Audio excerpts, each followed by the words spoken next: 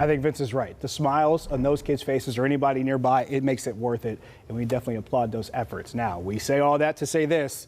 There's probably not any white stuff coming anytime soon, Trey. No, we're going to see a lot of wet stuff, a lot of gray skies as well, as temperatures are going to be way above freezing the next couple of days.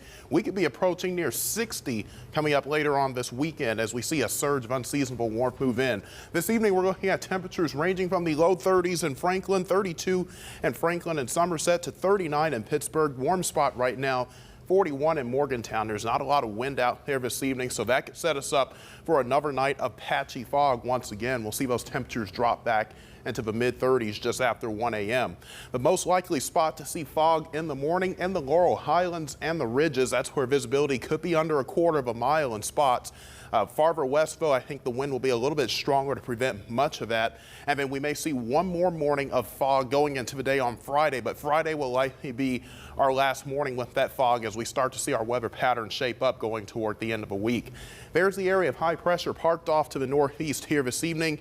Showers down to the southwest, but these are running into that high pressure, and there's a lot of dry air in the mid-levels as well, so these are not going to make much progress off to the east here later on this evening and tonight. It's going to take a shake-up in the weather pattern with this storm system you see over the desert southwest, and then another system we're projecting to develop out here in the Pacific. That will eventually, these two systems will bring us rain going into the later part of this week. So overnight, it's mostly cloudy skies once again. Tomorrow morning starting out cloudy. Now there may be a little wedge of dry air to work its way in from the south, and that will start to break up our skies. We'll start to see some clearing going into the afternoon on Thursday. But then those clouds come back on Friday. That's ahead of system number one.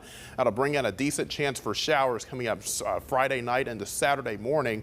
Now notice through the day on Saturday, it's not raining the entire time as we'll kind of be in between systems. But then as this next area of low pressure, much stronger, comes up from the southwest on Sunday, that'll have a lot more moisture to work with. And Sunday will likely be a day where we see very widespread rain. Now temperatures stay mild through this upcoming weekend, but after the new year, we are anticipating a shift in the pattern to eventually bring us back to more reality here as we work our way into January. So colder weather does look to make a return within the first couple of days of January. For tonight, expect lows in the upper 20s to low and mid 30s. Skies that will be mostly cloudy. We're not anticipating any rain because of the dry air that'll be in place. And then for tomorrow, highs in the mid to upper 40s to low 50s with skies that'll start to clear in the afternoon. There's that high of 57 on Saturday, up to 58 on Sunday with widespread rain. Can't even rule out a thunderstorm as well. We'll stay in the low 50s all the way into early next week before we start to see a pattern shift toward that colder weather by next Wednesday.